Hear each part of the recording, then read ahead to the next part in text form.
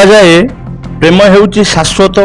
ପ୍ରେମ ନିକଟରେ ଜାତି ଅଜାତି ବୟସର ତାରତମ୍ୟ କିଛି ନଥାଏ। ମାତ୍ର ଆଜିର ସମାଜରେ ଜାତୀୟ ପ୍ରଥାକୁ ନେଇ ସାମ୍ନାକୁ ଆସିଛି ଜଣେ ଯୁବତୀଙ୍କ ଦୁଃଖ ଭରା କାହାଣୀ। ଏବେ ନ୍ୟାୟ ପାଇଁ ପରିବାର ସହ କରୁଛନ୍ତି ଦାବି। ନୂଆଗଡ଼ ସାମୁଦ୍ରିକ ଥାନା ଅଞ୍ଚଳର ଜଣେ ଅନୁସୂଚିତ ଜାତିର ଝିଅ ଉକ୍ତ ଗ୍ରାମର ଜଣେ ଯୁବକଙ୍କୁ ଭଲ ପାଇଥିଲେ। ପୁଅ ଜଣକ ଉଚ୍ଚ ଜାତିର ଆଉ ଝିଅକୁ ତାଙ୍କ ଘରେ ବୋହୂ କରିବାକୁ ରାଜି ନ ହେବାରୁ ପୁଅ ଜଣକ ଯୁବତୀଙ୍କୁ ନେଇ ହାଇଦ୍ରାବାଦ ପଳାଇଥିଲେ। ସେଠି ଝିଅକୁ ରଖିଥିଲେ। ପରେ ପୁଅର ଭିଣୋଇ ଝିଅକୁ ଜଗନ୍ନାଥଙ୍କ ମନ୍ଦିରରେ ତାଙ୍କ ଉଚ୍ଚ ଜାତିକୁ ଆଣି ବୋହୂ କରିବାକୁ ପ୍ରତିଶ୍ରୁତି ଦେବାରୁ ଉଭୟ ପ୍ରେମିକ ପ୍ରେମିକା ଓଡ଼ିଶା ଆସିଥିଲେ। ମୋ ନାଁ ସୁମିତ୍ରା ଖାଣ୍ଡି। ମୁଁ ଜଣେ ପୁଅକୁ ଭଲ ପାଉଥିଲି। ତାଙ୍କ ଗାଁ ଏ ନୂଆଗଡ଼। ତାଙ୍କ ନାଁ ଆଶିଷ ବିଶ୍ୱାଳ। ସେ ମୋତେ ମାର୍ଚ୍ଚ ମାସ ପ୍ରଥମରୁ ଭଲ ପାଇଲେ।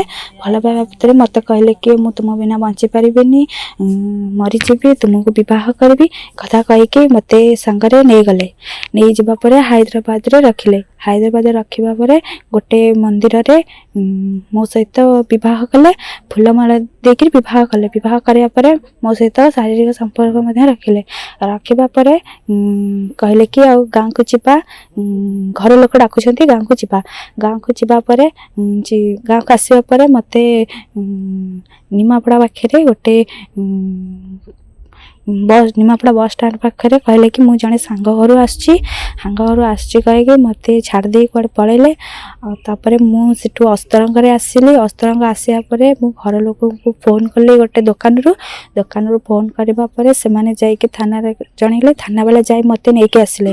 ନେଇକି ଆସିବା ପରେ ମୁଁ 4 ମାସ ହେଲାଣି ଥାନାରେ FIR ଲେଖିଲାଣି। ଥାନା ବାଲା କୌଣସି ପଦକ୍ଷେପ ନେଉନାହାନ୍ତି।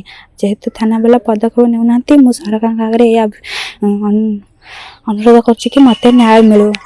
ଭୁବନେଶ୍ୱରରୁ ଅସ୍ତରଙ୍ଗ ଆସୁଥିବା ବେଳେ ପ୍ରେମିକ ଜଣକ ପ୍ରେମିକାଙ୍କୁ ନିମାପଡ଼ା ବସ୍ଷ୍ଟାଣ୍ଡରେ ଏକୁଟିଆ ଛାଡ଼ି ପଳାଇ ଯାଇଛନ୍ତି। ଯାହାକୁ ନେଇ ଅସହାୟ ପ୍ରେମିକା ଏବେ ତାଙ୍କ ସ୍ୱପ୍ନର ସୌଦାଗରଙ୍କ ବାଟ ଚାହିଁ ବସି ରହିଛନ୍ତି।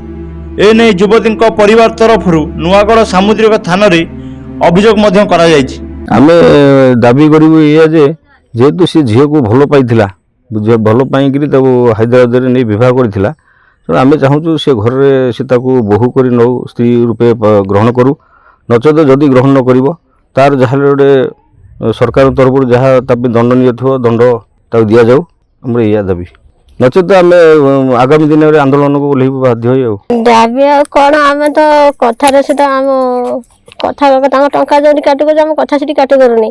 ଆଉ ଯଦି ସେ ଆମ ଝିଅକୁ ସେ ନେବେ, ଯଦି ରଖିବେ, ଯଦି ନେବେ, ନହେଲେ ମୋ ଝିଅକୁ ଫେରେ କ'ଣ ଆଇନ ଦେବେ ନା। ଆଉ ମୋ ଝିଅ ସେମିତି ମୁଁ ବାନ୍ଧିକି ରଖିବି?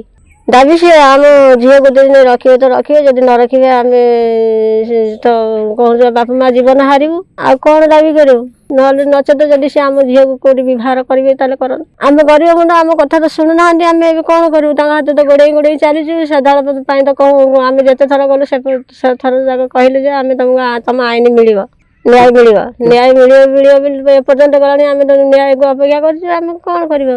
ଆମର ଆଉ ଉପାୟ କ'ଣ? ଏ ବାବଦରେ ସାମୁଦ୍ରିକ ଥାନା ଅଧିକାରୀ କ୍ୟାମେରା ସାମ୍ନାରେ କୌଣସି ମତାମତ ରଖିବାକୁ ମନା କରିଥିଲେ।